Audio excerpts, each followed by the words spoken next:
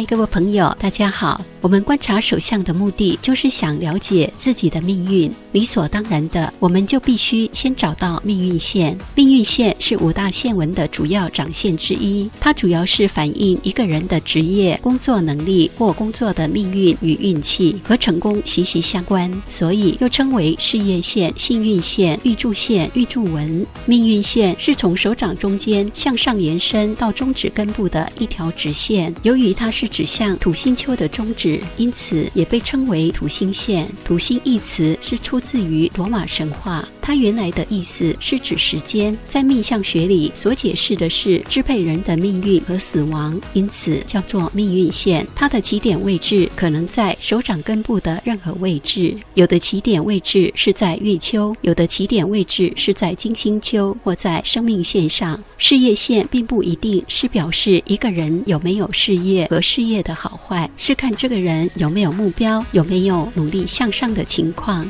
事业线可以反映一个人的思想，也可以分析一个人的心态。如果事业线不清晰或没有事业线，不代表没有事业，而是说比较没有把心思放在现有的工作上，或者是周围情况顺利，没有特别的阻碍，所以才没有事业线的出现。好的事业线线条深又清晰，由手掌中央笔直延伸到土星丘，是表示一生生活稳定或职业稳定，对于现有的这份工作比较重视，加上自己的乐观积极，努力向上爬升，容易遇到贵人，得到助力，最后终于得到成功。相反的，比较不好的事业线处在不利的环境，遇到重重阻碍，无法克服，有志难伸，无法发挥自己的才能，意志不够坚定，容易受外界的影响，总是觉得自己付出的努力跟结果不成正比，影响情绪，因此做事半途而废，失败的几率也就多了。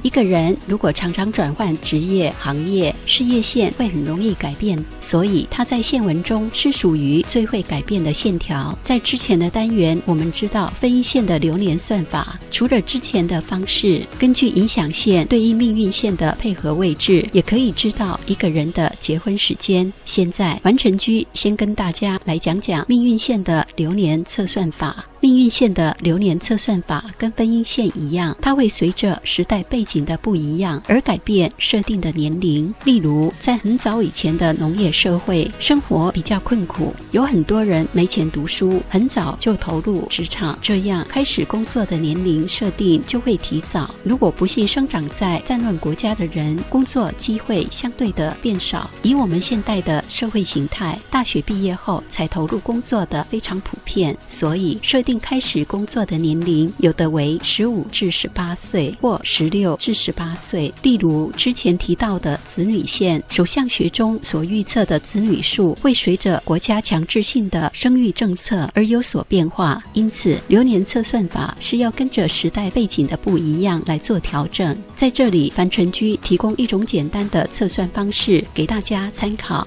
首先从手掌中间底部画一条直线到中指根部，这是命运线的比例，开头为5，中指根部为80。从拇指第3指节内侧再画一条水平线为30岁，30岁与5岁之间划分刻度以5为单位，30岁上来与智慧线交接的点为35岁，与感情线交接的点为50至55岁，这是代表已经快退休或是退休的年纪，不过要随着时代背景和国家政策的变化来做调整。以现在来说，现在的退休年龄是延后的，在这里我把它调整为55至60岁。智慧线到感情线这一段事业线的距离，指的是中年之前的事业运势，取中间的点为45岁，在这个地方所显示的年龄是代表晚年的阶段。各位好朋友，我们要记住智慧线和感情线这2个交接点的年龄，因为很多人会在这里有转变，在这2个地方看的交接运也就比较准确。看婚姻何时会结婚，婚姻是否美满，除了观察感情线、婚姻线外，由手掌底部向命运线接近的影响线也是需要观察的地方。事业线上最容易出现影响线，它是一个辅助线。影响线又叫做宠爱线，并不是每个人都有影响线，它是在手掌底部从月丘向上斜升的细线，或在金星丘上出现，因为它影响了爱情的成功、失败和人的悲欢离合，因此叫做影响线。影响线有各种不同的类型，以下是影响线和事业线的相互关系的意义。从月丘伸向事业线的影响线、宠爱线，它是表示事业上、生活上会受到帮忙、关照，容易得到异性的宠爱。如果宠爱线有很多条，是表示这个人有很好的才能，又有个人魅力，非常适合演艺工作、公关、美容、接待等工作。由月丘伸出的影响线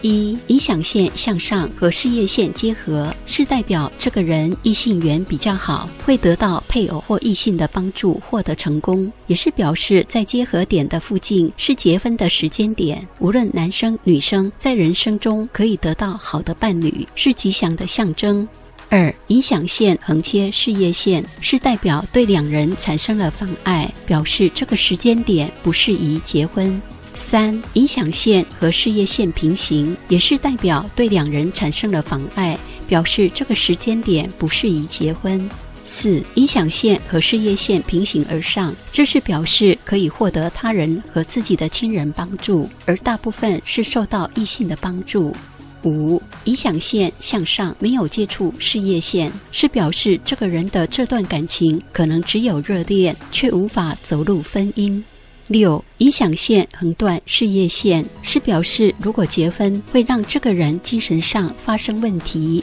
七，影响线向上，线上有导纹接触事业线，从月丘出发的影响线有一个导纹，并且碰到了命运线，是表示这个人在恋爱过程中会面临阻碍困难，是不祥的象征。八，影响线被切断，到达命运线的影响线被另一条来自金星丘的影响线切断，是表示这个人的父母和亲戚反对他的爱情婚姻。由金星丘上伸出的影响线，在生命线内延伸平行的线就是影响线，有的是弧形的线，有的是稍微直的线。影响线越多，影响力就越大，也代表容易受到很多人的影响。没有影响线的人，是代表不容易受到任何关系或友谊的影响。当影响线深刻、色泽明显时，影响力就很大。如果影响线是薄、浅、有锁链状、不均匀或是断裂时，影响就不大。影响线出现在生命线的前端，代表生命的早期阶段。这个部分可以依生命线的流年测算法观察影响线所出现的年龄阶段。最靠近生命线的影响线是代表影响越大，也代表自己的近亲；距离生命线比较远的影响越小，是代表朋友或其他人。如果有一条线从影响线切过了生命线、命运线、智慧线，这条线叫做担忧线、忧虑线，是表示一旦亲近的人发生了问题，我们就会替他们担忧，这是担忧线的含义。以下樊晨居来举个例子。靠近生命线的影响线有一条担忧线，担忧线越过生命线，是表示担心亲爱的亲人或身体方面的一些问题。当担忧线又越过命运线，这时是表示由于近亲的影响力而造成金钱上的损失。所以当影响线和担忧线在一起时，它们就会形成担心的状况。如果担忧线没有接触影响线，越过了生命线就消失了。这种担忧线因为没有接触到影响线，只是代表一种来自亲人、朋友或其他人的压力和紧张。如果担忧线越过智慧线，是表示这个人会受到精神上的困扰。在这里必须提醒大家注意一个重点，如果有一条线从生命线开始向上延伸，是表示这个人会把自己存的钱做投资，通过投资理财的方式赚更多的钱。但如果这条线越过了担忧线，就表示他的投资是会受到损失，所以在这个时间点上是不宜投资的。因为在这个交叉点上，可能因为朋友、事业伙伴、亲戚或其他人会成为这个人的障碍，而造成财产的损失。好朋友影响线有好的影响，也有坏的影响，有可能因为接受亲戚朋友的建议，渐渐改变个性，或是以自己的努力而转变了自己的命运。在下个单元，我们继续一起来探讨命运线的起点位置的含义。对于这个单元有任何想法和建议，欢迎你在底下留言。我们下次见。谢谢你的观赏。如果你喜欢今天的内容，请帮我按赞、分享和订阅频道。订阅是免费的，记得打开旁边的小铃铛，这样我有新的影片就会第一个通知你，才不会错过精彩内容。拜拜。